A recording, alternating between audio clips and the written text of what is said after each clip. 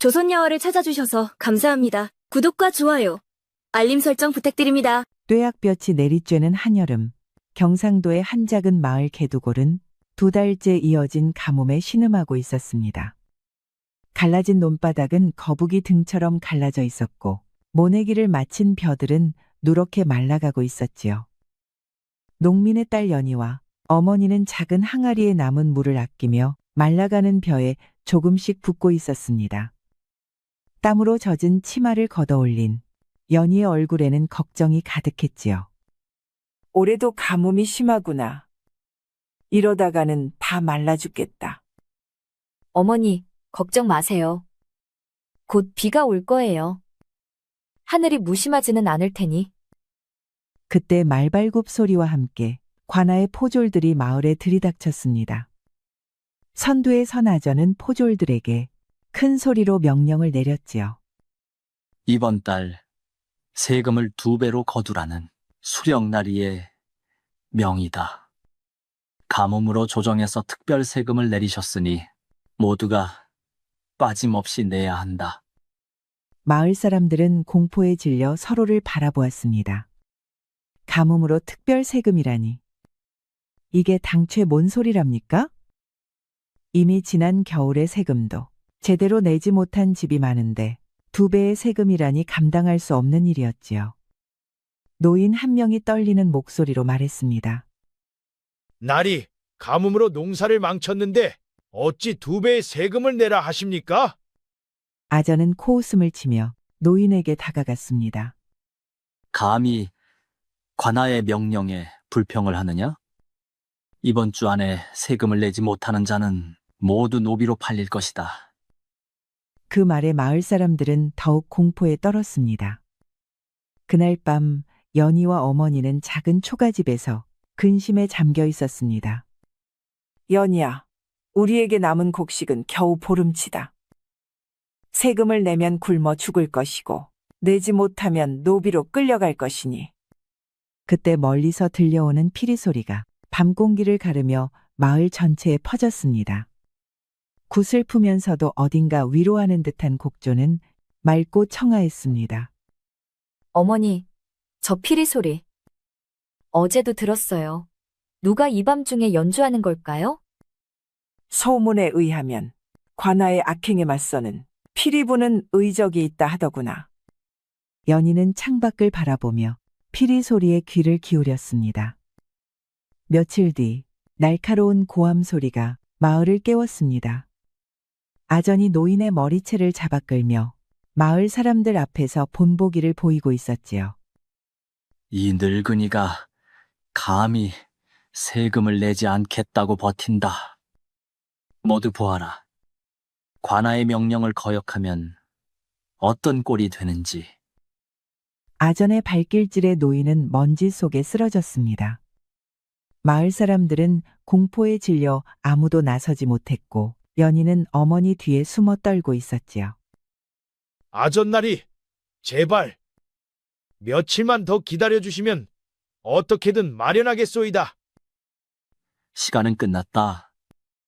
오늘 해질녘까지 세금을 내지 못하는 집은 모두 관아로 끌려갈 것이다. 그때였습니다. 어디선가 피리 소리가 울려 퍼졌습니다. 그렇게 이목이 집중된 가운데 갑자기 숲에서 날카로운 바람 소리와 함께 화살 하나가 날아왔습니다. 화살은 아전의 가슴을 정확히 꿰뚫었지요. 아전은 놀란 눈으로 자신의 가슴을 내려다보았고 입에서 피를 토하며 그대로 쓰러졌습니다. 화살에는 작은 쪽지가 묶여 있었고 누군가 떨리는 손으로 그것을 펼쳐 읽었지요. 쪽지에는 불의한 자 천벌받으라라는 문구가 적혀 있었습니다. 수령은 분노로 얼굴이 붉게 달아올라 관아를 서성였습니다. 아전의 죽음 소식에 즉시 마을로 달려왔지만 범인의 흔적은 찾을 수 없었지요. 당장 마을을 뒤져라. 이 무례한 반역자를 찾아내어 효수하라.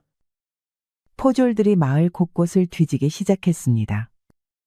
해가 저물 무렵 마을 사람들은 우물가에 모여 소곤거렸습니다. 피리 부는 의적이라 하더구나. 지난달 북쪽 마을에서도 악독한 상인을 혼내준 일이 있었다지. 전 영의정 가문의 후손이라는 소문도 있소이다. 억울하게 모함받아 가문이 몰락했다는. 연희는 그들의 대화를 들으며 가슴이 뛰었습니다. 마음속에 작은 희망이 싹텄지요. 어머니, 정말 우리를 도와줄 사람이 나타난 걸까요? 하늘이 무심치 않은 게지. 하지만 조심하자. 우리도 괜한 화를 뒤집어 쓸 수 있다. 그날 밤 문을 두드리는 거친 소리에 연희와 어머니는 잠에서 깨어났습니다. 날이 채 밝기도 전 포졸들이 초가집 문을 발로 차열었지요. 관아의 명령이다. 세금을 내지 못한 죄를 물을 것이다. 무슨 죄목으로 우리를 체포한단 말이오? 우리는 법을 어긴 적이 없소이다. 세금 체납과 관아, 모욕죄다. 거짓말이에요. 우리는 아무 죄도 없어요. 포졸들이 어머니를 거칠게 끌어내자 연희는 물통을 들어 포졸에게 물을 끼얹었습니다. 물에 젖은 포졸이 미끄러져 넘어지자 잠시 혼란이 일었지요. 포졸들은 연희와 어머니의 손목에 밧줄을 묶었습니다. 주변에 모인 마을 사람들은 두려움에 떨며 아무도 나서지 못했지요. 그렇게 어머니는 끌려갔습니다. 관아 마당에서는 수령이 위조된 문서를 들고 선언하고 있었습니다. 김씨 가족은 세금을 체납하고 관아를 모욕한 죄로 노비로 전락한다. 이 여인은 내일 남부지방으로 팔려갈 것이다. 연희의 어머니는 고개를 숙인 채 눈물을 흘렸습니다. 딸아이는 아무 죄가 없습니다. 그러니 부디 풀어주십시오. 오냐, 마지막 자비로 딸려는 주방만 하겠다. 연희는 억울함에 목이 메어왔습니다. 그러자 어머니는 연희를 위로하며 말했습니다. 네 동생 월이를 찾거라. 이젠 내 유일한 피부치다. 연희는 충격에 얼어붙었습니다. 동생이라니? 그녀는 독자라고만 알고 있었지요. 동생이요? 무슨 말씀이세요? 네겐 쌍둥이 동생이 있다. 월이라고 큰 흉년 때 남부 해안 마을로 보냈단다. 부디 잘 살길 바란다. 마을로 돌아온 연희는 온몸이 멍들고 상처투성이었습니다. 마을 사람들은 그녀를 동정하는 눈빛으로 바라보았지만 누구도 도움의 손길을 내밀지 않았지요. 연희는 텅 빈 집으로 돌아가지 않고 산으로 향했습니다. 마음속에는 오직 절망만이 가득했지요. 어머니, 저는 살아갈 힘이 없어요. 그리고 월이라는 동생은 어떻게 찾아야 할지. 차가운 바람이 절벽 위로 불어왔습니다. 달빛만이 연희의 얼굴을 비추는 깊은 밤, 그녀는 절벽 끝에 서서 아래를 내려다보고 있었지요. 까마득한 아래로는 바위와 계곡물이 어둠 속에 희미하게 보였습니다. 농녀 연희는 텅 빈 눈으로 허공을 바라보았습니다. 그녀의 마음속에는 어머니가 끌려가는 모습과 쌍둥이 동생에 대한 충격적인 비밀만이 맴돌고 있었지요. 어머니, 저는 어머니도 구하지 못하고 동생도 찾을 수 없어요. 이렇게 살아봐야. 그녀는 천천히 눈을 감고 한 발을 앞으로 내디뎠습니다. 그 순간 바람을 가르는 소리와 함께 검은 그림자가 나타나 연희의 허리를 감싸 안았지요. 연희가 눈을 떴을 때 그녀는 이미 절벽에서 몇 걸음 떨어진 곳에 서 있었습니다. 목숨을 함부로 버리지 마시오. 검은 복면을 쓴 남자가 연희 앞에 서 있었습니다. 달빛 아래 그의 눈만이 복면 사이로 빛나고 있었지요. 연희는 충격과 혼란으로 바위에 등을 기댄 채 복면남을 경계하듯 바라보았습니다. 그녀의 눈에는 분노와 두려움이 교차했지요. 당신은 누구시오? 왜 나를 구한 것이오? 복면남은 조용히 연희 앞에 앉아 그녀의 상처를 살폈습니다. 그의 손길은 의외로 부드럽고 능숙했습니다. 그대의 어머니가 노비로 끌려간 일을 알고 있어. 그리고 그대에게 쌍둥이 동생이 있다는 것도. 연희는 놀라 몸을 움츠렸습니다.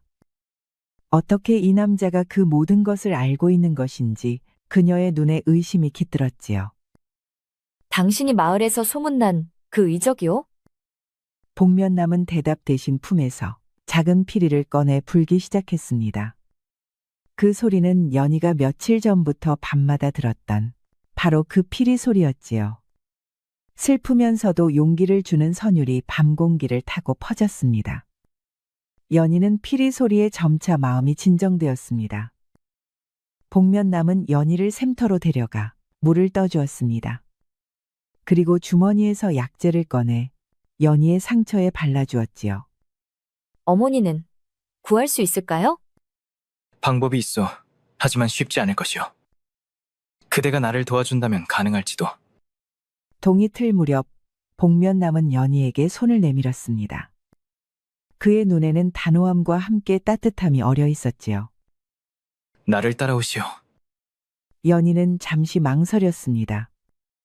이 낯선 남자를 믿어도 될지, 그가 정말 어머니를 구할 수 있을지 확신할 수 없었지요. 하지만 그녀의 마음 한구석에는 작은 희망이 싹트고 있었습니다. 정말 어머니를 구할 수 있나요? 내 목숨을 걸고 약속하겠어. 연희는 깊은 숨을 들이쉰 후 천천히 복면남의 손을 잡았습니다. 동쪽 하늘이 밝아오기 시작했고 두 사람은 숲으로 향했지요. 아침 햇살이 숲 사이로 비치는 가운데 복면남은 연희를 이끌고 점점 더 깊은 숲속으로 들어갔습니다. 가파른 산길을 오르고 바위 틈을 지나며 복잡한 경로를 따라 움직였지요. 연희는 지친 몸을 이끌고 간신히 산해를 따라갔습니다. 도대체 어디로 가는 건가요? 길이 정말 험하네요. 그것이 바로 목적이오. 아무도 우리를 쫓아올 수 없도록. 마침내 그들은 높은 폭포 앞에 도착했습니다. 폭포수가 요란한 소리를 내며 떨어지고 있었고 주변은 안개로 가득했지요. 산에는 연희의 손을 잡고 폭포 옆으로 난 좁은 바위 틈을 따라 이동했습니다. 폭포 뒤로 들어가자 숨겨진 동굴 입구가 나타났지요. 연희가 동굴로 들어서다 낮은 천장에 머리를 부딪혔습니다. 조심하시오. 나도 처음에는 매번 머리를 부딪혔지. 연희는 놀랍게도 작은 웃음을 지었습니다. 어제의 절망 속에서는 상상할 수 없었던 일이었지요. 동굴 안으로 들어서자 예상 외로 넓고 정돈된 공간이 펼쳐졌습니다. 한쪽에는 작은 화로가 있어 따뜻했고 벽에는 횃불이 켜져 있었습니다. 책과 문서들이 정리되어 있었고 다양한 무기와 약재, 의복이 정갈하게 보관되어 있었지요. 이곳이 내 은신처요. 아마 그대는 첫 손님일 것이오. 당신은 정말 그 소문의 의적이군요. 사내는 천천히 고개를 끄덕이며 복면을 살짝 올려 입 주변을 드러냈습니다. 그는 진지한 표정으로 말했지요. 나는 부패한 관리들의 악행을 기록하고 억압받는 이들을 돕고 있어. 연희는 벽에 걸린 문서들을 살펴보았습니다. 그곳에는 수령과 관아의 비리, 불법적인 세금 징수, 노비 매매 기록들이 상세히 적혀 있었지요. 이 모든 것을 혼자서? 모든 마을에는 정의를 바라는 이들이 있어. 그들이 내게 정보를 전하고 나는 행동할 뿐이요. 사내는 작은 상자를 열어 약재를 꺼내 연희의 상처에 다시 발라주었습니다. 그의 손길은 부드럽고 능숙했지요. 그대의 어머니는 아직 관아에 있을 것이오. 내일 남부지방으로 보내질 예정이니 우리에겐 하루 시간이 있어. 어떻게 구할 수 있단 말이오? 관하는 경비가 삼엄할 텐데. 계획이 있어. 하지만 먼저 그대가 휴식을 취해야겠소. 내가 잠시 정보를 더 모아오겠소. 사내가 떠난 후 연희는 은신처를 둘러보았습니다. 구석에 놓인 작은 상자에서 그녀는 비단 천에 쌓인 물건을 발견했지요. 조심스레 펼쳐보니 그것은 양반가의 가족 문장이 새겨진 옥패였습니다. 연희는 의문의 찬눈으로 그 물건을 바라보았지요. 사내가 떠난 지 몇 시간, 연희는 불안하게 은신처를 서성였습니다. 어머니에 대한 걱정이 그녀의 마음을 채웠지요. 그녀는 결심했습니다. 직접 마을에 가서 어머니의 소식을 알아보기로 한 것입니다. 돌아올 때까지 언제까지 기다릴 수는 없어. 어머니는 지금 고통받고 계실 테니. 연희는 은신처에서 찾은 사내의 옷과 갓을 꺼내 입었습니다. 머리를 단정히 묶어 변장했지요. 그녀는 복면인이 알려준 비밀 통로를 따라 조심스레 밖으로 나섰습니다. 마을은 어제와 다른 분위기였습니다. 관아의 포졸들이 곳곳을 순찰하고 있었고 주민들은 불안한 눈빛으로 서로를 경계하고 있었지요. 연희는 갓을 깊이 눌러쓰고 낯선 청년처럼 걸음걸이를 바꾸어 마을로 들어섰습니다. 장터 한쪽에서 사람들이 모여 이야기하는 소리가 들렸습니다. 아전이 죽은 후로 수령이 미쳐 날뛰고 있다오. 밤마다 피리 소리가 들리면 벌벌 떤다지? 쉿! 조심하시오. 관아에서 밀정을 마을 곳곳에 심어놓았다 하오. 의적을 잡는 자에게 큰 상을 내린다 하니? 연희는 놀라움을 감추며 계속 걸었습니다. 마을 사람들의 표정에서 공포와 함께 은밀한 희망을 읽을 수 있었지요. 의적의 활동이 수령의 압제를 조금이나마 약화시킨 것 같았습니다. 연희는 우물가에 다가갔습니다. 그곳에서 물을 깃는 노파에게 조심스레 말을 건넸지요. 할머니, 관아에 끌려간 김씨네 여인은 어찌 되었습니까? 아이고, 우리 연이 아니냐? 이게 무슨 차림새냐? 주변 사람들이 일제히 고개를 돌렸고 연희는 식은땀을 흘리며 노파의 입을 막으려 했습니다. 쉿, 할머니, 제발 조용히 하세요. 어머니 소식만 알려주세요. 네, 어머니는 내일 새벽 노비 상인들에게 넘겨질 예정이라더구나. 연희의 가슴이 무너져 내렸습니다. 내일이면 어머니를 영영 잃게 될지도 모른다는 생각에 눈앞이 캄캄해졌지요. 감사합니다. 할머니, 이만 가보겠습니다. 연희가 마을을 빠져나가려 할 때 그녀는 직감적으로 누군가 자신을 따라오고 있음을 느꼈습니다. 뒤를 돌아보니 관아의 밀정으로 보이는 남자가 그녀를 주시하고 있었지요. 연희는 가슴이 쿵쾅거리며 걸음을 재촉했습니다. 장터의 혼잡한 인파 속으로 몸을 숨겼지만 밀정의 시선이 계속 그녀를 쫓고 있었습니다. 어서 돌아가야 해. 의정님에게 알려야 해. 연희는 간신히 밀정을 따돌리고 은신처로 돌아왔습니다. 그녀가 도착했을 때 사내는 이미 돌아와 있었고 그녀의 부재에 걱정하고 있었지요. 어디 갔었소? 위험한 줄 알면서도. 어머니 소식이 걱정되어 마을에 다녀왔어요. 내일 새벽 어머니가 남부지방으로 팔려간다고 합니다.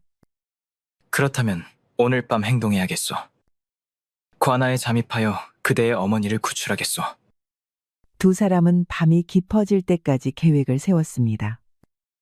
사내는 관아의 구조도를 펼쳐 보이며 침입 경로와 탈출로를 설명했고 연희는 주의 깊게 들었지요. 달이 구름에 가려 어두운 밤, 사내와 연희는 관아 담장 근처에 숨어 있었습니다. 둘 다 검은 옷을 입고 얼굴을 가리고 있었지요. 계획대로 움직이시오. 내가 먼저 들어가 경비를 제거하면 그대는 내 신호를 따라 들어오시오. 조심하세요. 마을에서 들으니 수령이 의적을 잡으려고 온갖 탐정을 설치했다고 해요. 사내는 가볍게 담장을 뛰어넘어 관아 안으로 사라졌습니다.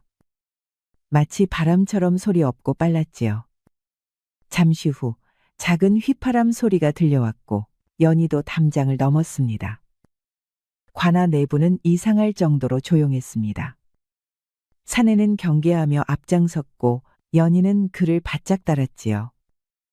이윽고 노비들이 갇혀 있다는 창고로 향했습니다. 이상하오. 경비가 너무 적소. 그때였습니다. 갑자기 사방에서 횃불이 켜지며 포졸들이 나타났습니다. 이미 매복하고 있었던 것이지요. 드디어 잡았도다. 이 망할 도적놈, 내 놈의 정체를 밝혀라. 사내는 순간적으로 연희를 뒤로 밀어 보호하며 검을 뽑아들었습니다. 그러나 너무 많은 포졸들에 둘러싸여 있었지요. 그 여자는 김신의 딸이로구나. 역시 내 예상대로 의적과 내통했어. 어머니는 어디 계십니까? 우리는 아무 죄도 없어요. 이미 떠났다. 너희를 유인하기 위한 거짓 정보였지. 연희는 충격에 빠졌습니다. 모든 것이 함정이었던 것입니다. 사내의 눈에 분노가 번쩍였지요. 내일 아침 너희 둘 다 공개 처형될 것이다. 도적의 정체를 백성들에게 보여주겠다. 포졸들이 다가오자 사내는 재빨리 품에서 작은 주머니를 꺼내 바닥에 던졌습니다. 순간 짙은 연기가 퍼지며 시야가 가려졌지요. 연희, 내 손을 놓지 마시오.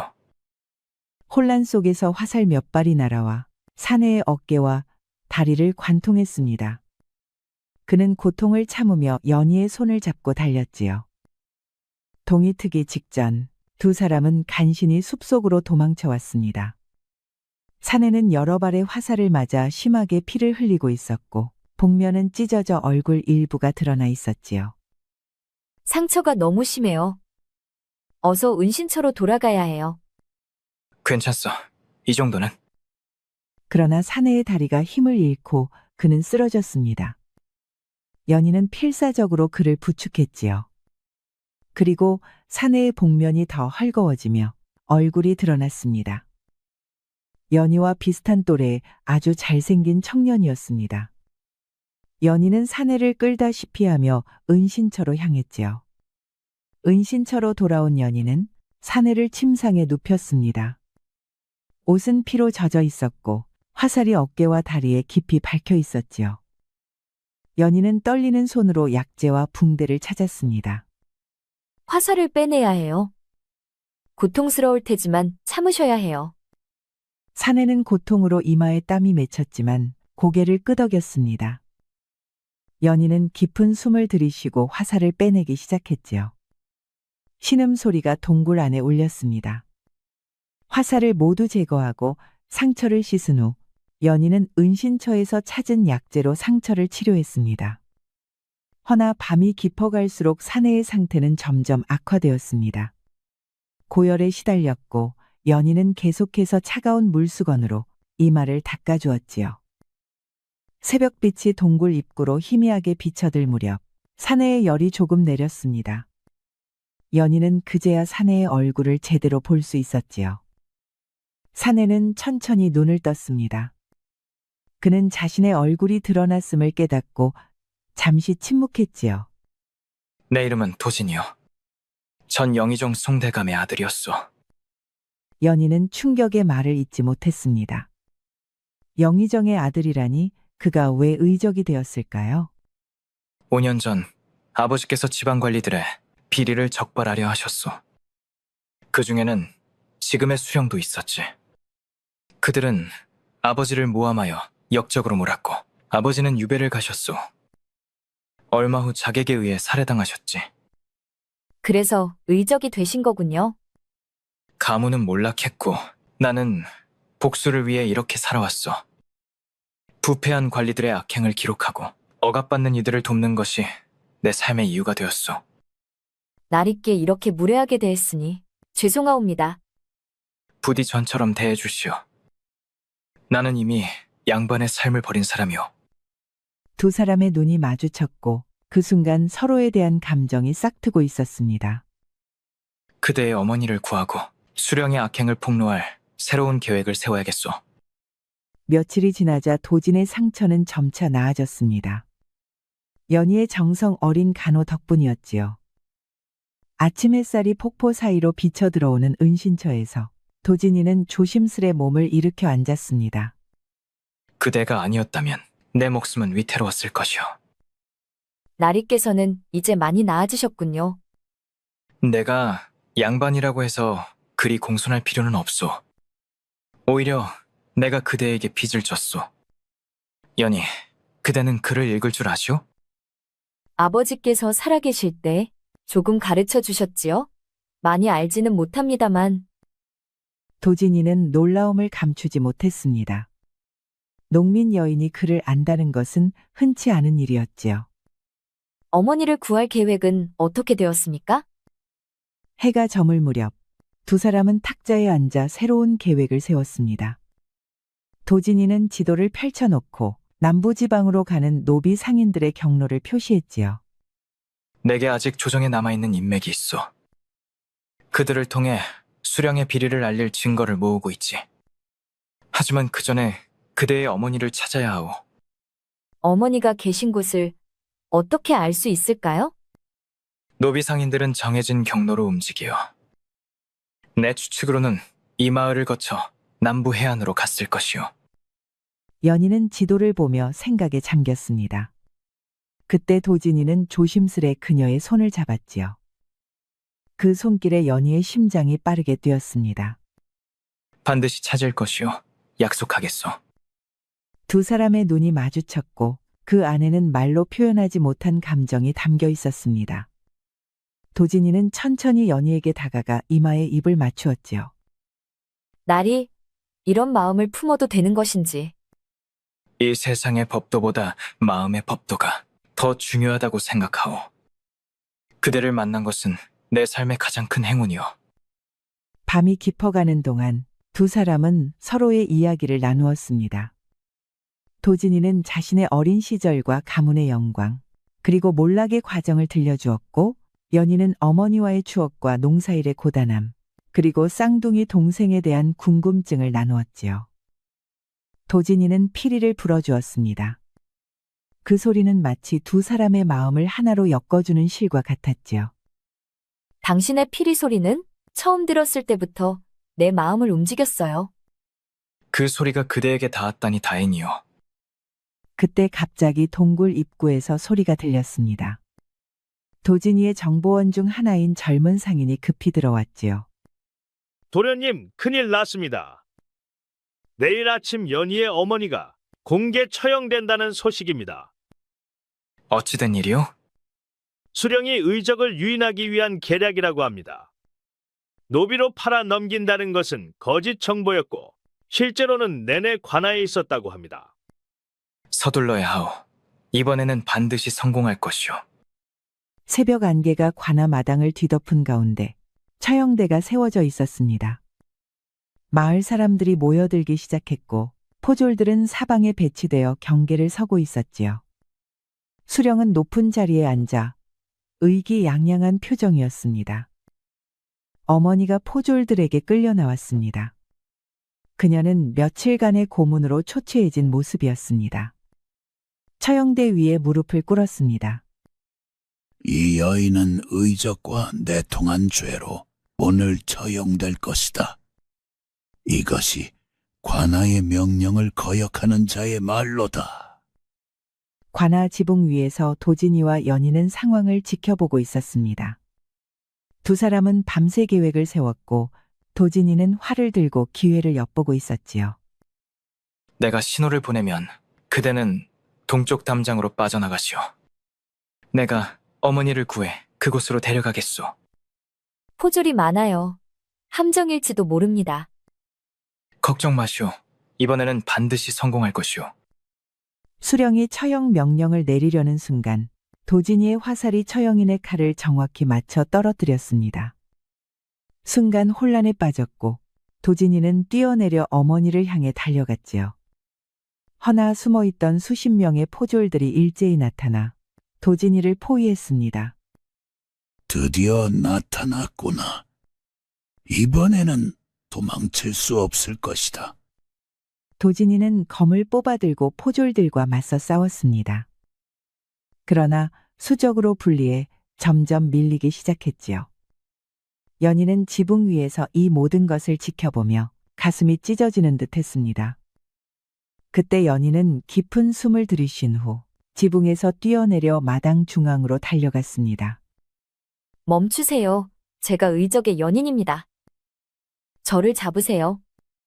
연희, 안 돼. 오호, 의적의 연인이라. 네가 그 김신의 딸이로구나. 그렇습니다. 제가 모든 계획을 세웠습니다. 이 사람은 저를 돕기 위해 어쩔 수 없이 따랐을 뿐입니다. 연희는 담대하게 수령 앞에 섰습니다. 그녀의 눈에는 두려움 대신 결연함이 가득했지요. 수령님의 비리와 악행을 모두 알고 있습니다. 백성들의 땅을 빼앗고 세금을 횡령하고 무고한 이들을 노비로 팔아넘긴 일들을 감히 네 목숨이 아깝지 않느냐? 제 목숨보다 소중한 것이 있습니다. 어머니와 이 사람의 목숨입니다. 연희는 도진이를 바라보았습니다. 그녀의 눈에는 깊은 사랑과 결의가 담겨 있었지요. 이 사람을 풀어주신다면 제가 대신 처형을 받겠습니다. 수령은 잠시 생각하더니 음흉한 미소를 지었습니다. 좋다. 도적을 잡는 것보다 놈의 마음을 부수는 것이 더 재미있겠구나. 놈을 풀어주되 네 처형을 직접 보게 하라. 도진이는 포졸들에게 붙잡힌 채 절망적으로 몸부림쳤습니다. 안 돼, 연희. 그럴 수 없어. 연희는 담담하게 도진에게 다가가 그의 귀에 속삭였습니다. 살아남아 어머니를 구해주세요. 그리고 내 쌍둥이 동생 월이를 찾아주세요. 남부 해안마을에 있을 거예요. 도진이 눈에서 눈물이 흘러내렸습니다. 연희는 마지막으로 그의 손에 작은 종이를 쥐어주었지요. 처형이 집행되는 순간 하늘에서 갑자기 비가 쏟아지기 시작했습니다. 마치 하늘도 연희의 죽음을 슬퍼하는 듯했지요. 도진은 포졸들에게 붙잡힌 채 그 모든 것을 지켜봐야 했습니다. 그의 눈에서는 눈물 대신 피가 흐르는 듯했지요. 수령은 의기양양한 표정으로 도진에게 다가왔습니다. 이제 보았느냐? 네 연인의 최후를. 너는 살려주마. 그 고통 속에서 평생 살아가도록. 포졸들이 도진을 마을 밖으로 끌고 가 내던졌습니다. 그는 진흙탕 속에 쓰러진 채 연희의 이름을 부르며 절규했지요. 도진은 은신처로 돌아와 연희의 흔적이 남아있는 공간을 바라보았습니다. 그녀의 손길이 닿았던 물건들. 모든 것이 도진이를 찢어놓는 듯했지요. 하지만 슬픔 속에서도 그의 눈빛은 점차 차갑게 변해갔습니다. 연희, 내가 복수하리다. 그리고 약속을 지키리다. 도진이는 연희가 마지막으로 건넨 쪽지를 펼쳐보았습니다. 그곳에는 어머니가 팔려간 정확한 위치와 노비 상인의 이름이 적혀 있었지요. 그는 체계적인 복수 계획을 세우기 시작했습니다.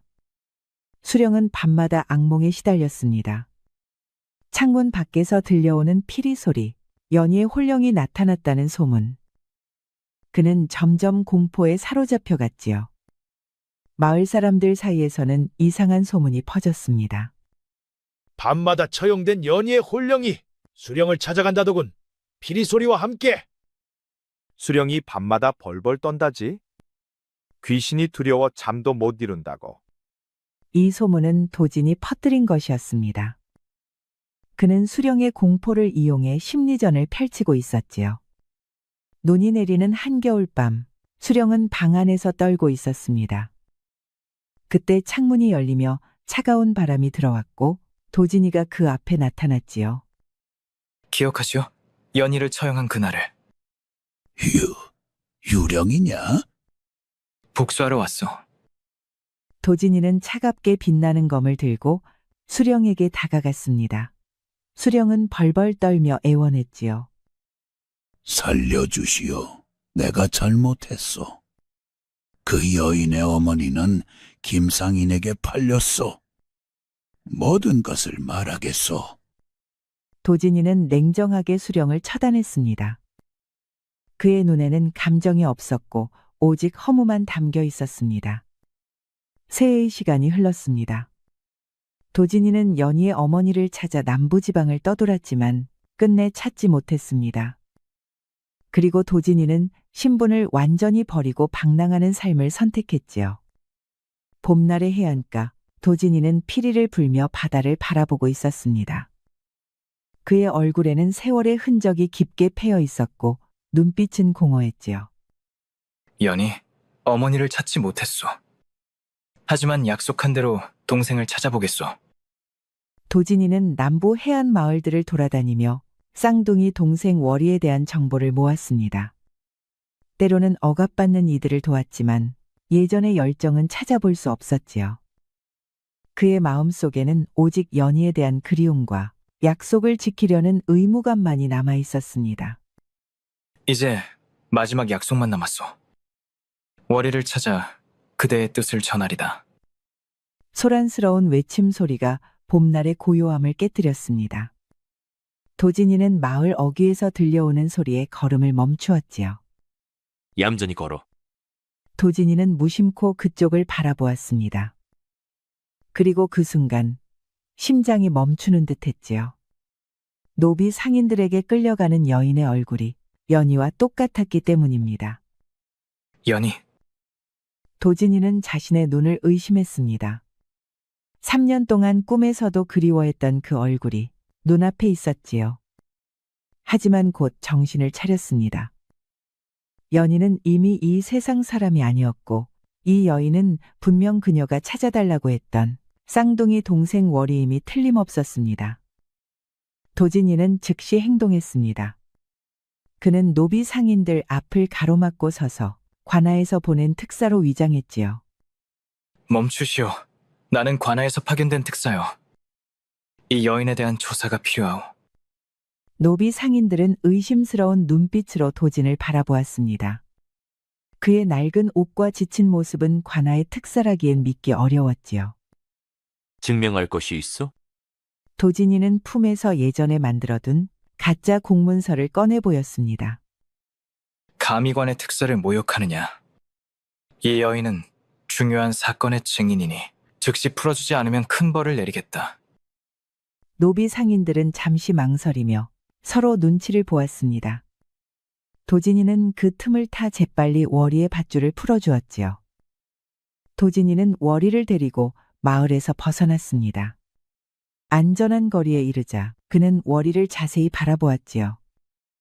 정말 연희와 똑같은 얼굴이었습니다. 다만 눈빛이 조금 더 여려 보였고 표정은 더 조용했지요. 그대의 이름이 월이가 맞소? 어떻게 제 이름을 아십니까? 도진이의 눈에 눈물이 고였습니다. 3년 동안 찾아 헤맨 끝에 마침내 연희의 마지막 부탁을 이룰 수 있게 된 것이지요. 그대의 쌍둥이 언니, 연희를 아시오? 월이의 눈이 커졌습니다. 어린 시절의 희미한 기억 속에서 자신과 똑같이 생긴 아이를 떠올렸지요. 언니? 제게 쌍둥이 언니가 있었나요? 도진이는 깊은 숨을 들이쉬었습니다. 그는 월이에게 모든 이야기를 들려주어야 했지요. 연희와의 만남, 그녀의 희생, 그리고 약속. 긴 이야기요. 함께 걸으며 들려드리겠소. 봄날의 햇살이 두 사람의 여행길을 비추었습니다. 도진이와 월이는 며칠째 함께 길을 걸으며 이야기를 나누고 있었지요. 연희는 항상 직설적이고 열정적이었어. 그대는 더 조용하고 사려 깊은 것 같소. 양부모님께서 늘 생각한 후에 행동하라고 가르치셨어요. 그분들이 돌아가신 후 노비로 팔렸을 때도 저는 항상 상황을 먼저 살피는 습관이 있었지요. 도진이는 월이를 바라보며 연희의 모습을 찾으려 했지만 점점 그녀만의 독특한 개성을 발견하게 되었습니다. 같은 얼굴이지만 전혀 다른 영혼을 가진 사람이었지요. 여행 중 들른 작은 마을 주막에서 주모가 그들을 부부로 오해했습니다. 두 분, 방은 하나로 준비해 드릴까요? 도진이와 월이는 동시에 당황의 말을 더듬었고 서로 눈을 피하며 어색해했습니다. 잠시 후 두 사람은 동시에 웃음을 터뜨렸지요. 다음 날 그들이 머문 마을에서 지주와 소장농들 사이에 분쟁이 일어났습니다. 도진이는 과거처럼 무력으로 해결하려 했지만 월이는 다른 방식을 택했지요. 잠시만요. 제가 한번 이야기해 보겠습니다. 월이는 양쪽의 이야기를 차분히 듣고 마을 어른들을 모아 중재안을 제시했습니다. 그녀의 지혜로운 말과 따뜻한 태도에 사람들은 점차 마음을 열었고 분쟁은 평화롭게 해결되었지요. 도진이는 놀란 눈으로 월이를 바라보았습니다. 연이라면 분명 정의를 위해 즉각적으로 행동했을 테지만 월이는 인내와 지혜로 문제를 해결했지요. 그대는 정말 놀라운 사람이요. 언니처럼 용감하진 못해도 제 방식으로 세상을 조금이나마 바꿀 수 있다고 생각해요. 도진이의 마음속에서 무언가가 움직이기 시작했습니다. 그것은 연희에 대한 그리움과는 다른 월이라는 사람 자체에 대한 새로운 감정이었지요. 그대의 언니가 보면 자랑스러워할 것이오. 언젠가 언니가 꿈꾸던 세상을 만들 수 있을까요? 도진이는 처음으로 진심 어린 미소를 지었습니다. 함께라면 가능할지도 모르겠소. 도진이와 월이는 깊은 산속 계곡에 도착했습니다. 맑은 물이 흐르고 비옥한 땅이 펼쳐진 이곳은 그들이 꿈꾸던 새로운 삶의 터전이었지요. 이곳이라면 누구의 눈도 피해 자유롭게 살 수 있을 것이오. 연희 언니와 도지님이 꿈꾸던 곳이군요. 이제 그 꿈을 이루어 볼 시간이에요. 처음에는 단둘뿐이었지만 도진이는 남은 재산과 인맥을 활용해 토지를 마련했고 월이는 주변 마을에서 억압받는 사람들을 모았습니다. 노비들, 과부들, 집 없는 아이들. 세상에서 버림받은 이들이 하나둘 모여들었지요. 가을이 깊어갈 무렵 계곡에는 작은 마을이 형성되었습니다. 초가집들이 들어서고 밭이 일구어졌으며 사람들의 웃음소리가 퍼졌지요. 이곳에는 신분의 구별이 없었고 모두가 평등하게 일하고 나누었습니다. 마을 사람들은 도진이와 월이를 존경했습니다. 그들은 함께 가뭄에도 견딜 수 있는 관계 설비를 개발하고 계절별 농사 방법을 연구했습니다. 새봄이 찾아온 어느 날, 도진이는 마을 중앙에 작은 비석을 세웠습니다. 그 위에는 연희의 꿈이라는 글귀가 새겨져 있었지요. 그는 오랜만에 피리를 꺼내 불기 시작했습니다. 마을 아이들이 도진의 피리 소리를 따라하려다 엉뚱한 소리만 냈고 월이는 웃으며 아이들에게 말했습니다. 의적 선생님보다 더 잘한다? 아이들은 까르르 웃었고 도진이도 함께 웃었습니다. 얼굴에는 오랜만에 진정한 행복이 깃들어 있었지요. 월이는 비석 앞에 무릎을 꿇었습니다. 도진은 월이 곁에 서서 그녀의 어깨에 손을 얹었습니다. 두 사람의 눈에는 눈물이 맺혔지만 그것은 슬픔보다 성취감과 평온함의 눈물이었지요. 연희가 보고 있을 것이오. 네, 분명 미소 짓고 있을 거예요. 봄바람이 불어와 두 사람의 머리카락을 흩날렸고 마을에는 평화로운 일상이 계속되었습니다. 도진의 피리 소리는 이제 슬픔이 아닌 희망을 담고 있었지요. 우리 이야기가 여러분들에게 조금이나마 재미를 선사할 수 있기를 바랍니다. 다른 재미있는 영상도 많으니 즐겁게 봐주세요. 그럼 여러분 모두 행복하고 즐거운 시간 되세요. 우리 이야기가 여러분들에게 조금이나마 재미를 선사할 수 있기를 바랍니다. 다른 재미있는 영상도 많으니 즐겁게 봐주세요. 그럼 여러분 모두 행복하고 즐거운 시간 되세요. 조선야화를 찾아주셔서 감사합니다. 구독과 좋아요, 알림 설정 부탁드립니다. 돌쇠는 더위에 땀을 뻘뻘 흘리며 물동이를 들고 우물가로 향했습니다. 천출인 돌쇠는 20여 년 평생 동안 일만 죽어라 했습니다. 그럼에도 항상 만면에 웃음을 띠며 활기가 넘쳤지요. 우물가에 도착한 돌쇠는 물동이를 내려놓고 허리를 쭉 폈습니다. 잠시 하늘을 올려다보며 깊은 숨을 내쉬었지요. 아이고, 오늘따라 하늘도 높고 더위도 심하구나. 물 한 바가지 마시고 일을 해야겠다. 돌쇠는 두레박을 내려 물을 퍼올렸습니다.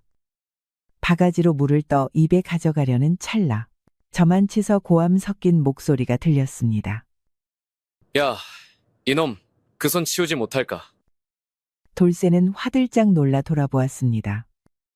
화려하진 않지만 위세 있게 맞춰 입은 도포 차림의 사내들이 우물가로 다가오고 있었지요.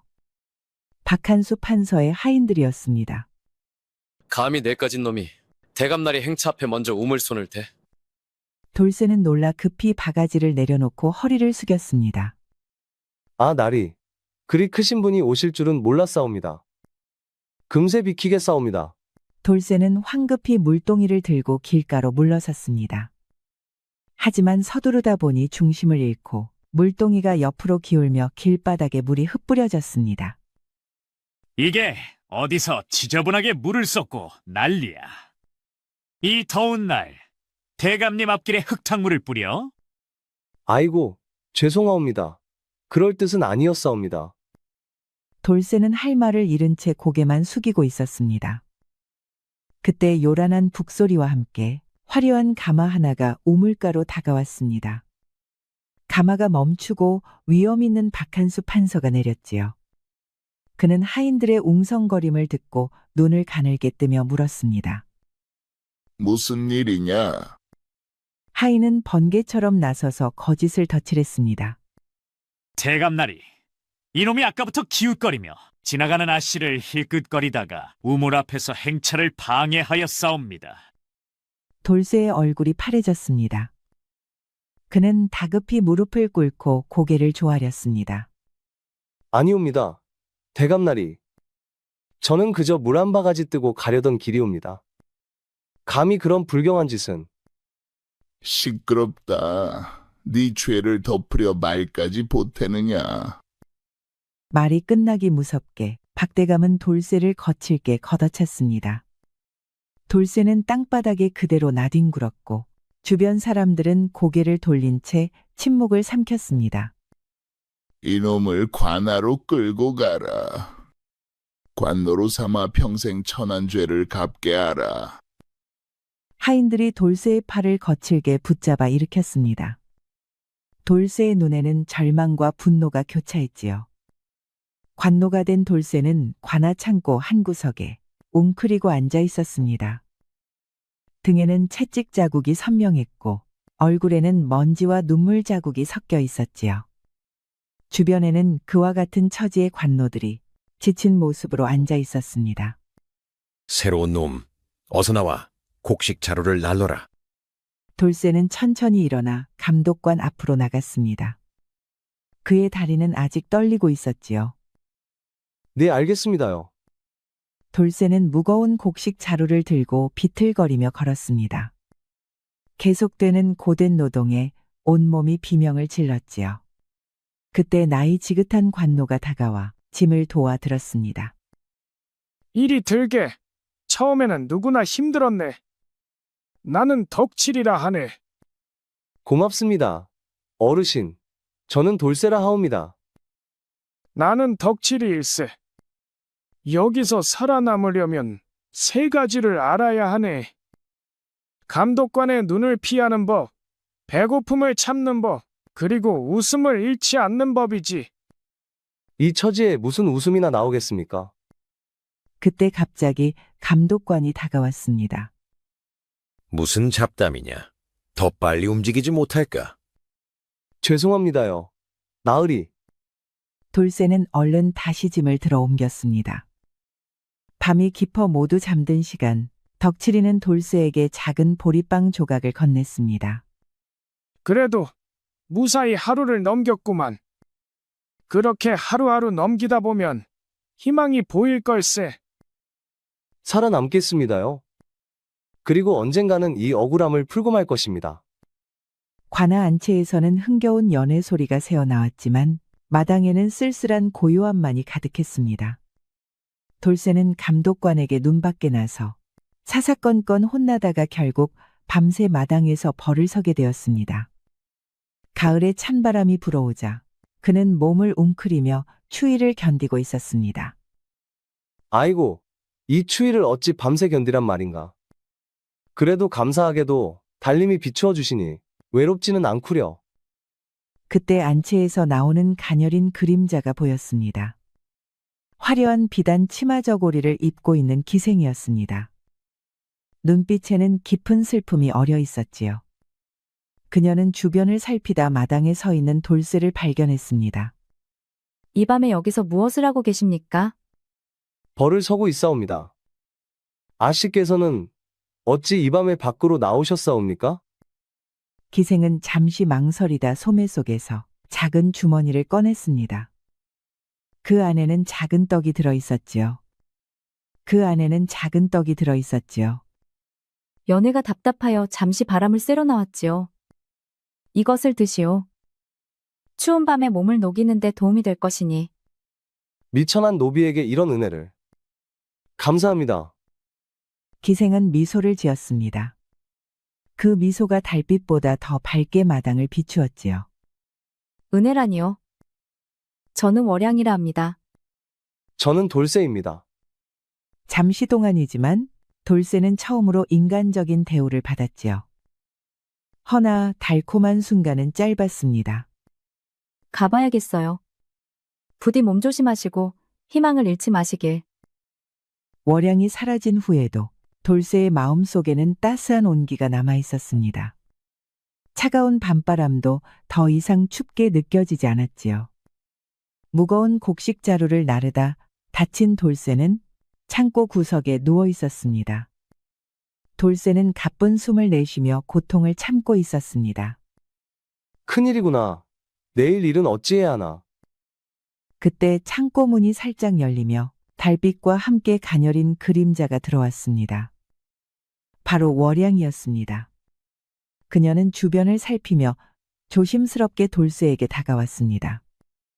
덕칠 어르신께 소식을 들었어요. 어서 상처를 보여주시오.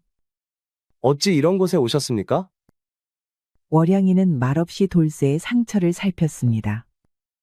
그녀의 손길은 부드럽고 능숙했지요. 약초를 갈아 상처에 바르고 정성껏 붕대를 감아주었습니다. 돌쇠는 월양의 손길에 몸을 맡기며 묘한 평온함을 느꼈습니다. 거친 삶에서 이런 따뜻한 보살핌은 처음이었지요. 마치 어머니의 손길 같구려. 저는 어릴 적 부모를 잃고 떠돌며 자랐기에 잊고 있었습니다. 저는 어머니가 중병에 걸리시자 약값을 마련하기 위해 스스로 기생이 되었어요.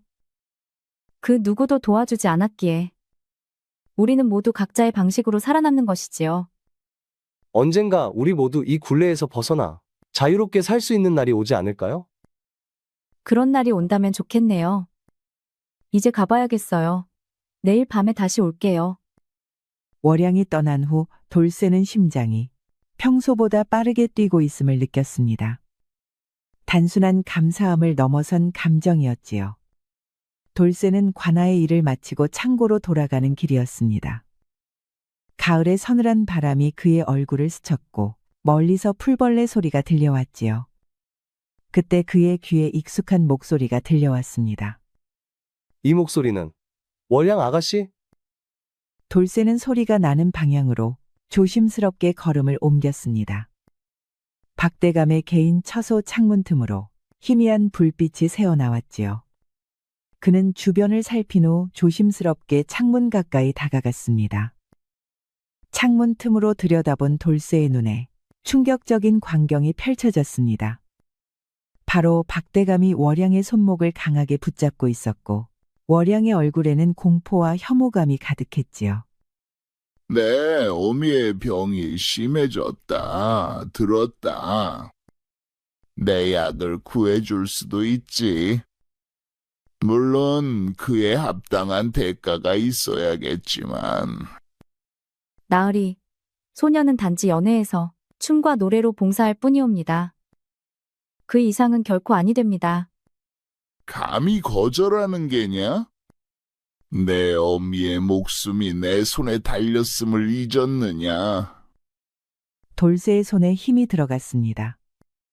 온몸이 분노로 떨렸지만 아무것도 할 수 없었지요. 천한 관노가 양반에게 맞서면 그 자리에서 목숨을 잃을 것이 분명했습니다. 이런 불의를 그저 보고만 있어야 하다니. 돌쇠의 마음속에서 무력감과 분노가 뒤엉켰습니다. 월양이는 박대감의 손을 뿌리치려 했지만 더욱 강하게 붙잡혔지요. 돌쇠는 순간 일부러 발을 구르며 소리를 냈고 이어서 큰 소리로 외쳤지요. 급한 정갈이오. 어서 박대감은 소식을 받으시오. 박대감이 화들짝 놀라 월양을 놓았습니다. 그는 급히 옷매무새를 정돈하며 문 쪽으로 시선을 돌렸지요. 뭐라고? 누구냐? 그 틈에 월양은 재빨리 물러나 문 쪽으로 향했습니다. 그녀의 눈에는 안도의 빛이 어렸지요. 돌쇠는 급히 몸을 숨겼습니다. 심장은 격렬하게 뛰고 있었고 이마에는 식은땀이 맺혔지요. 박대감은 아무도 밖에 없는 것을 발견하고 욕지겁기를 내뱉었습니다. 다행히 그렇게 그날 밤은 무사히 넘어갈 수 있었습니다. 돌쇠는 박대감의 부름을 받 처소 앞에 무릎을 꿇고 앉아 있었습니다. 그사 이 방 안에서 박대감의 목소리가 들려왔습니다. 들어오너라. 부르셨사옵니까? 어제 저녁 내 처소 근처에서 네가 본 것이 있지 않느냐? 돌쇠의 등줄기로 식은땀이 흘렀습니다. 그는 고개를 더욱 숙이며 대답했지요. 쇠내는 그저 창고에서 잠들어 있었습니다. 무엇을 보았다는 말씀이신지요? 박대감은 천천히 돌쇠에게 다가왔습니다. 눈빛은 날카로웠지만 입가에는 미소가 걸려 있었지요. 거짓말을 하는구나. 내 하인이 네가 처소 근처를 맴도는 것을 보았다 하였다. 그럴 리 없습니다. 어두워서 잘못 보셨겠지요. 무슨 일이 있었사옵니까? 박대감은 갑자기 웃음을 터뜨렸습니다. 그 웃음소리가 방 안에 불길하게 울려 퍼졌지요. 네가 썩 마음에 든다. 천한 놈답게 눈치가 빨라. 게다가 나름 똘똘하기도 하지. 하여 내 너에게 제안하겠다. 어제 본 것을 모두 잊고 앞으로 내 일을 도와준다면 앞으로 편안한 삶을 살게 해주마. 박대감은 돌쇠에게 제안했습니다. 양반이 기생에게 껄떡거리다가 거절당한 것을 들키면 추문이 나돌아 명예에 먹칠이 될 것이라 생각한 것입니다. 그렇게 하면 저는 어떤 일을 도와드려야 하옵니까? 간단하다. 내 비밀을 지키고 가끔 귀와 눈이 되어주면 된다. 물론 거부한다면. 박한수의 눈빛이 차갑게 변했습니다. 돌쇠는 잠시 고개를 숙이고 생각에 잠겼습니다. 마음속에서 치열한 갈등이 일어났지요. 그리고 마침내 고개를 들었습니다. 대감나리, 제가 비록 천한 목숨이오나 양심까지 팔 수는 없사옵니다. 박대감의 얼굴이 순간 일그러졌습니다. 그가 손을 들어 돌쇠를 치려는 순간 돌쇠는 재빨리 몸을 피했지요. 제가 비록 관노이지만 사람된 도리는 알고 있사옵니다. 돌쇠는 순간적으로 방 안의 물건들을 쓰러뜨려 혼란을 일으키고 문을 박차고 뛰쳐나갔습니다. 저놈을 당장 잡아라. 돌쇠는 도성 외곽에 버려진 폐가에 몸을 숨기고 있었습니다. 얼굴이 눈에 띄게 수척했습니다. 돌쇠는 작은 창문 틈으로 밖을 살피며 경계를 늦추지 않았습니다. 이제 며칠째인가? 박판서 부하들이 아직도 나를 찾고 있을 터인데. 그때 폐가 밖에서 가벼운 발자국 소리가 들렸습니다. 돌쇠는 재빨리 몸을 숨기고 숨을 죽였지요. 문이 살짝 열리며 한 여인의 그림자가 비쳤습니다. 돌쇠, 거기 있나요? 돌쇠는 놀라움에 눈을 크게 떴습니다. 월양이 조심스럽게 폐가 안으로 들어왔지요. 월양 아가씨, 어찌 이곳을? 월양은 미소를 지으며 보따리를 풀었습니다. 그 안에는 음식과 옷, 약간의 돈이 담겨 있었지요. 비록 적으나 도움이 되길 바라옵니다. 이런 위험을 무릅쓰고 어찌 감사의 말씀을 드려야 할지 모르겠습니다. 두 사람은 작은 폐가에 앉아 짧은 시간 동안 서로의 안부를 나누었습니다. 월양은 어머니의 병세가 더욱 심해졌다는 걱정을 털어놓았고 돌쇠는 그녀의 손을 조심스럽게 잡았지요. 내 꼭 성공해서 아가씨는 물론이고 어머니도 부양하겠소. 마음만이라도 고맙네요. 허나 지금은 어서 이곳을 떠나 더 안전한 곳으로 가셔야 할 것이에요. 박대감이 현상금을 걸었다니까요. 걱정 마시오. 반드시 살아남아 돌아오리다. 그때까지 부디 몸조심하시고. 두 사람은 조용히 포옹하고 작별을 고했습니다. 월양이 떠난 후에도 그녀의 향기는 폐가에 남아 돌쇠의 마음을 따뜻하게 했지요. 박대감는 차가운 눈빛으로 앞에 무릎 꿇은 월양을 내려다보고 있었습니다. 네가 그 도망 노비를 만났다는 소식이 들렸다. 그자의 은신처를 알고 있지 않느냐? 소녀는 아무것도 모르옵니다. 그럼 내 어미에게 물어볼까? 월양의 얼굴이 창백해졌습니다. 그녀의 눈에 공포가 스쳤지요. 어머니를 어찌하신 겁니까? 감옥에 가뒀다. 병든 몸으로 감옥에서 얼마나 버틸 수 있을까? 제발 어머니를 풀어주십시오.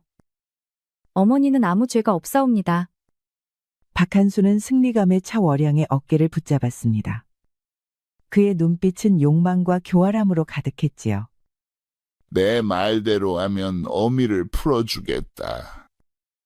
돌쇠 그놈을 유인하여 내게 데려와라. 그러면 어미의 병도 치료해주마. 그리하면 정녕 어머니를 살려주시겠사옵니까? 오냐, 내 약속하마. 허나 실패하면 네 어미는 물론 너 역시 살아남지 못할 것이다. 월양은 천천히 고개를 숙였습니다. 눈물이 바닥에 떨어졌지만 박대감의 계략에 넘어갈 수밖에 없었습니다. 알겠습니다. 그리하겠사옵니다. 돌쇠는 월양의 편지를 받고 서둘러 약속 장소로 향했습니다. 편지에는 어머니의 병세가 위급하니 도움이 필요하다는 내용이 적혀 있었지요. 월양 아가씨, 어디 계시오? 제가 왔습니다. 숲속 오두막은 이상하리만큼 고요했습니다. 돌쇠는 조심스럽게 문을 열고 안으로 들어갔지요. 그때 갑자기 뒤에서 누군가가 그를 강하게 밀쳤습니다. 돌쇠가 몸을 돌리기도 전에 여러 명의 포졸들이 둘러싸고 있었습니다. 그 사이로 박대감이 의기양양한 미소를 지으며 걸어 나왔지요. 드디어 잡았다, 이 쥐새끼 같은 놈. 돌쇠는 혼란스러운 눈빛으로 주변을 살폈습니다. 오두막 한쪽에는 피를 흘리며 쓰러진 하인이 하나 있었고 그 옆에는 돌쇠의 물건이 놓여 있었지요. 이게 무슨 짓이오? 월양이는 어디에 있소? 악다구니 치는 돌쇠를 포졸들이 거칠게 포박했습니다. 포졸들이 돌쇠를 거칠게 붙잡았습니다. 월양이가 너를 이곳으로 유인했다. 여자의 마음을 너무 쉽게 믿었구나. 돌쇠의 눈에 충격과 배신감이 스쳤습니다. 재판은 형식적인 절차에 불과했습니다. 돌쇠의 변명은 무시되었고 박대감이 준비한 거짓 증인들이 줄줄이 나와 죄를 증언했지요. 판결은 이미 정해져 있었습니다.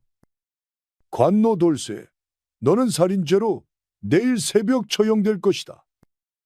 돌쇠는 무거운 쇠사슬에 묶인 채 감옥으로 끌려갔습니다.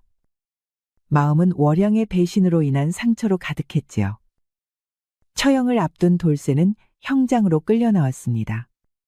동이 트기 전 어둠 속에서 집행인이 날카로운 칼을 준비하고 있었지요. 죄인은 무릎을 꿇라.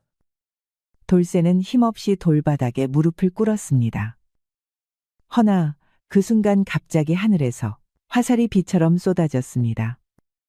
형장은 순식간에 혼란에 빠졌지요. 그리고 검은 복면을 쓴 인물들이 담장을 넘어 관하로 뛰어들었습니다. 이들은 신속하게 관원들을 제압하고 돌쇠의 쇠사슬을 풀어주었지요. 그중 우두머리로 보이는 사내가 돌쇠에게 손을 내밀었습니다. 따라오시오. 지체하면 목숨을 잃을 것이오. 돌쇠는 말에 실려 산속 깊은 곳으로 이동하고 있었습니다.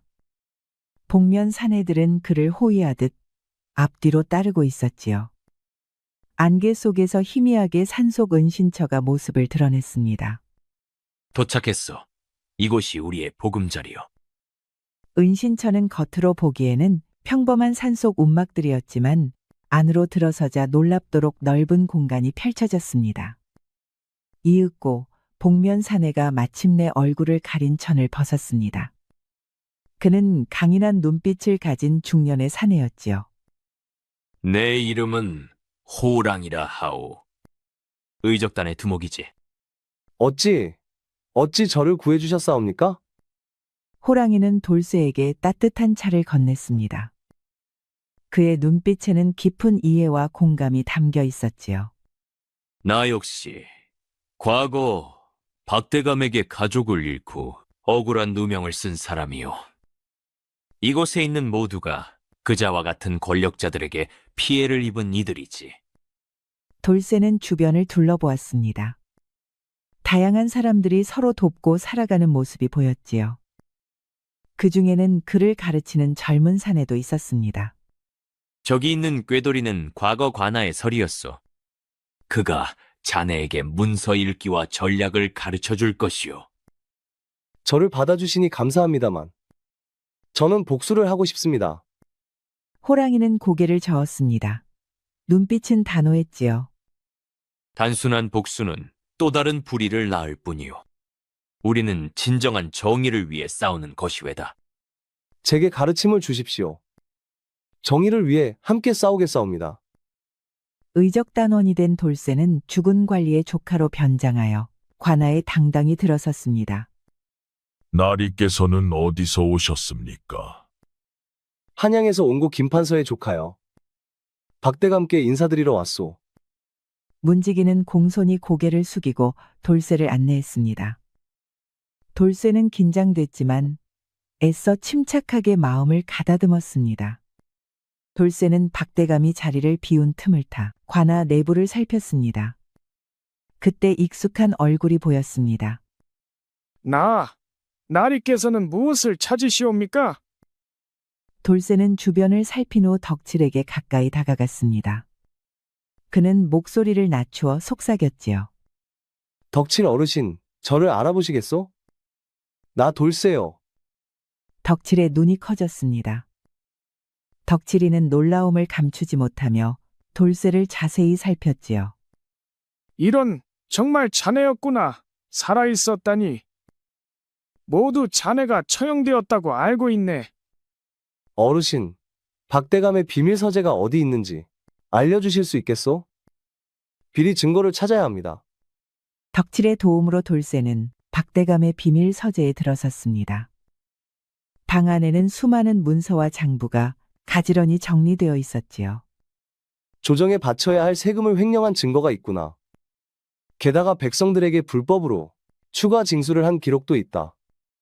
돌쇠의 손이 떨렸습니다. 그가 발견한 문서에는 자신이 살인범으로 몰린 사건의 진실이 상세히 적혀 있었습니다.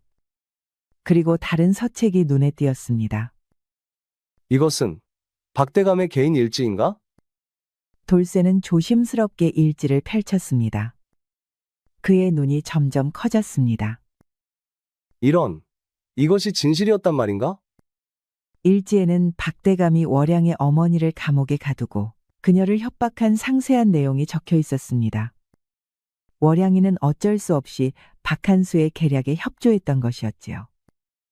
돌쇠의 손이 떨렸습니다. 그동안 월양을 배신자로 여겼던 것이 잘못되었던 것입니다. 월향 그대는 어머니를 구하기 위해 그리 할 수밖에 없었구나. 내가 그대를 오해했구려. 일지를 계속 읽어내려가던 돌쇠의 얼굴이 창백해졌습니다. 박대감은 월양의 어머니에게 독약을 조금씩 먹여 병을 악화시키고 있었던 것이었지요. 돌쇠의 눈에 분노와 함께 걱정이 어렸습니다. 그때 덕칠이가 조심스럽게 문을 두드렸습니다. 빨리 나오게. 박대감이 곧 돌아올 걸세. 돌쇠는 재빨리 중요한 문서들을 품 안에 숨겼습니다. 돌쇠는 덕칠의 도움으로 뒷뜰을 통해 빠져나왔습니다. 그는 마지막으로 덕칠의 손을 굳게 잡았지요. 어르신, 위험을 무릅쓰고 도와주셔서 감사합니다. 이 은혜를 꼭 갚겠소이다. 조심하게. 자네가 진실을 밝혀내길 바라네. 인들근이는 여기서 할 수 있는 만큼 돕겠네. 돌쇠는 관아 담장을 넘어 어둠 속으로 사라졌습니다. 그의 마음 속에는 이제 월양에 대한 원망이 사라지고 그녀와 어머니를 구해야 한다는 사명감이 가득했지요. 그는 발걸음을 재촉했습니다. 돌쇠는 기방으로 향했습니다.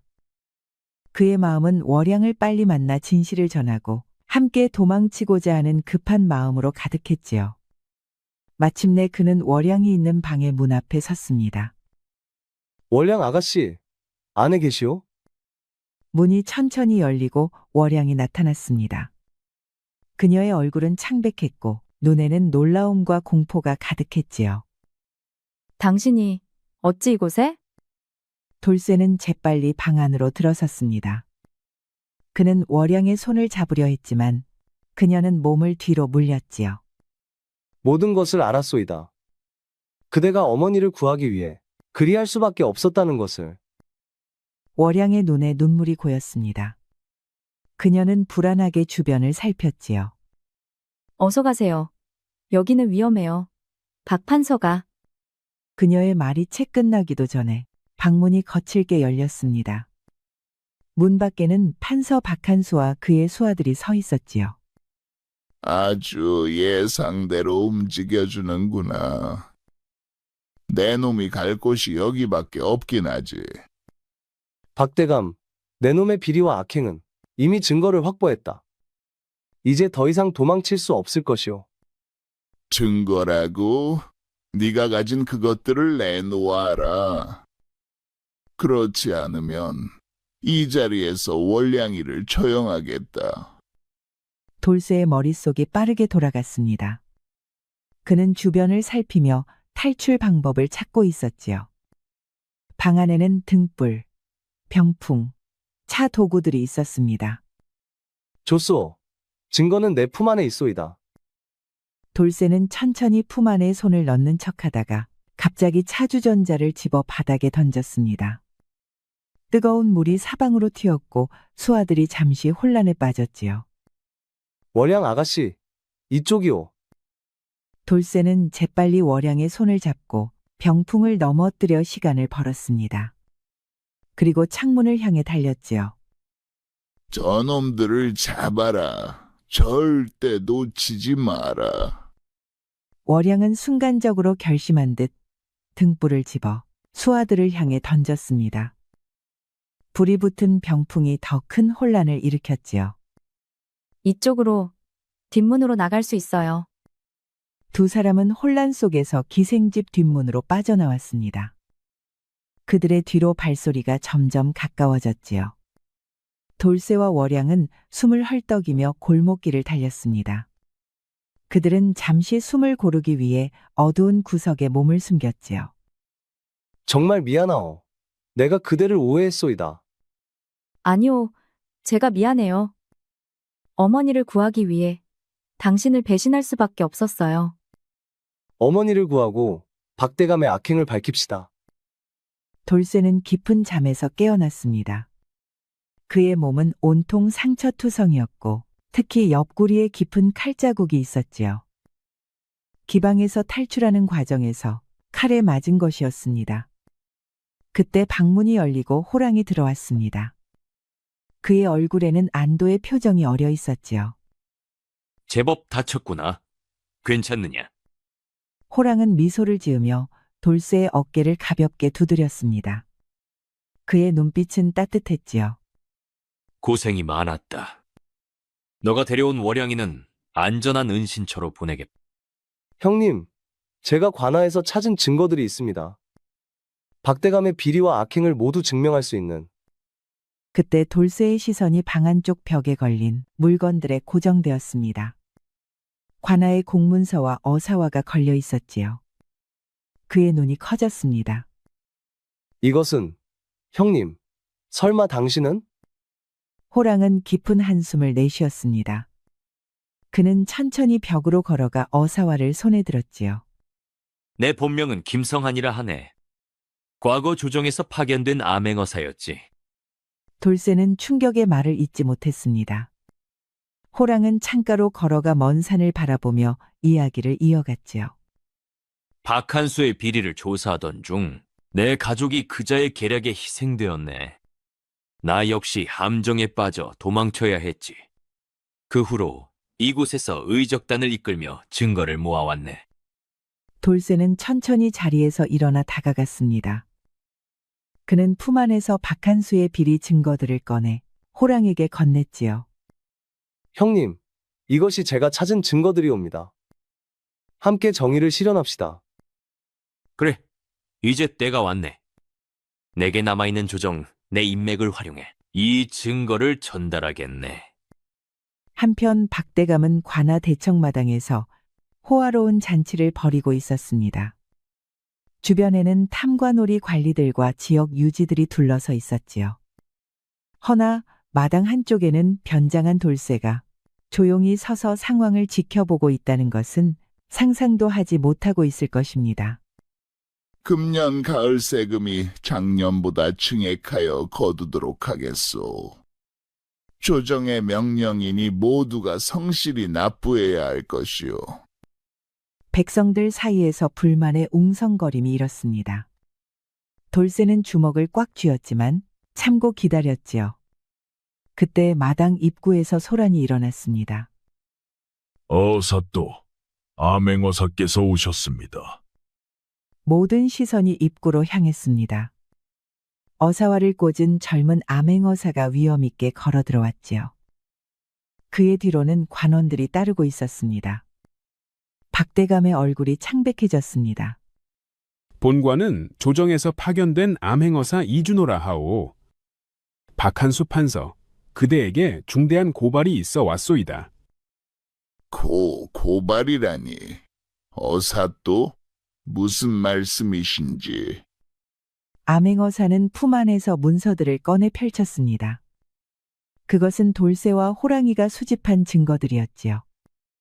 그대가 조정에 바쳐야 할 세금을 횡령하고 백성들에게 불법으로 추가 세금을 거둔 증거가 여기 있소. 또한 무고한 이들을 함정에 빠뜨려 처형한 죄목도 있소이다. 박대감의 얼굴이 일그러졌습니다. 그는 주변을 둘러보며 도망갈 기회를 찾고 있었지요. 이는 모함이옵니다. 누군가 저를 음해하려는 것이옵니다. 이것은 그대의 개인일지요. 모든 계획과 범행이 상세히 적혀 있소이다. 이것도 모함이라 하시겠소? 관아 마당은 순식간에 긴장감으로 가득 찼습니다.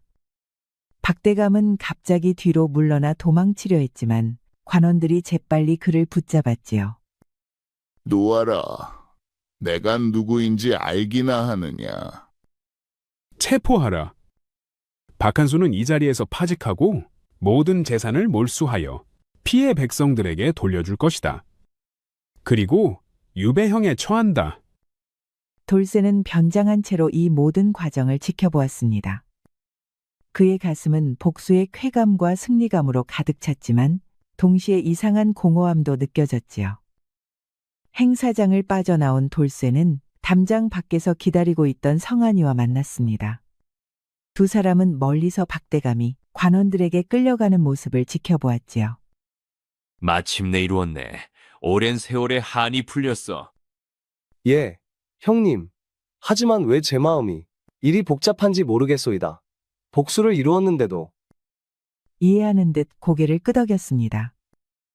그는 돌쇠의 어깨를 가볍게 두드렸지요. 그것이 자네가 성장했다는 증거일세. 이제 단순한 복수를 넘어 정의의 의미를 깨달은 거야. 이제 월양 아가씨와 어머니를 찾아가야겠소이다. 이제 모든 것이 끝났소이다. 박대감은 파직되어 유배를 떠났고 우리는 새로운 삶을 시작할 수 있소. 월양의 눈에서 눈물이 흘러내렸습니다. 그것은 이제 슬픔이 아닌 기쁨과 안도의 눈물이었지요.